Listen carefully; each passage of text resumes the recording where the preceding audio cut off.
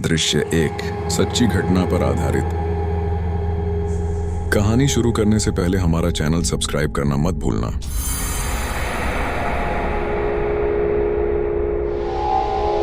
कहानी की शुरुआत। आरव एक गांव का लड़का नए शहर में एक पुराना घर किराए पर लेता है। घर बहुत सस्ता था, इसलिए उसने ज्यादा सोचा नहीं। घर में एक चीज सबसे अजीब थी। हॉल के बीचों बीच एक बहुत बड़ा पुराना आईना लगा हुआ था। घर का मालिक जाते जाते सिर्फ इतना कहता है, रात 1:11 बजे इस आईने के सामने मत खड़ा होना। आरव हल्के से मुस्कुराता है और उसकी बात को नजरअंदाज कर देता है। रात के लगभग 1 बजे पूरा घर शांत था। आरव को अचानक वॉशरूम जाना पड़ता है। वह कॉरिडोर से गुजर रहा होता है। तभी उसकी नजर आईने पर पड़ती है और उसी पल कुछ अजीब होता है। आईने में उसका प्रतिबिंब 1 सेकंड देर से हिलता है। आरव रुक जाता है।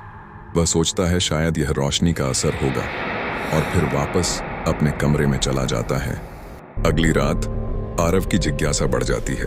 वह जानबूझकर रात 1:11 बजे आईने के सामने खड़ा हो जाता है और मुस्कुरा रहा होता है। पूरा घर पूरी तरह शांत होता है। सिर्फ घड़ी की टिक टिक सुनाई दे रही होती है। वह आईने में देखता है।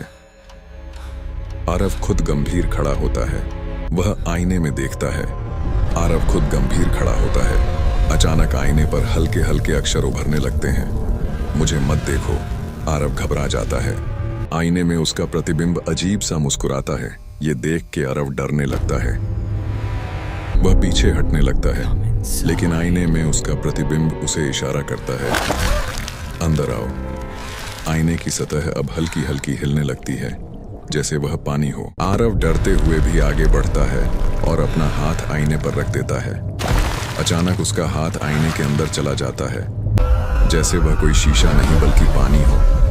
वह जोर से चीखता है, लेकिन उसकी आवाज बाहर नहीं जाती। उसका प्रतिबिंब उसे अंदर खींचने लगता है और धीरे धीरे आरव पूरा आईने के अंदर चला जाता है। सुबह होती है। घर बिल्कुल सामान्य लगता है, लेकिन आरव गायब होता है। अब आईने में एक नया प्रतिबिंब दिखाई देता है, जो बिल्कुल आरव जैसा दिखता है, लेकिन उसकी आंखें पूरी तरह काली हैं और आईने पर लिखा होता है, अब तुम अंदर हो और मैं बाहर। अंत। अगर रात 1:11 बजे आईना तुम्हें देखे तो उसे कभी वापस मत देखना। उस दिन के बाद उस घर में कोई किराए पर कमरा लेने नहीं आया या आरव का आज तक किसी को कुछ पता नहीं चला।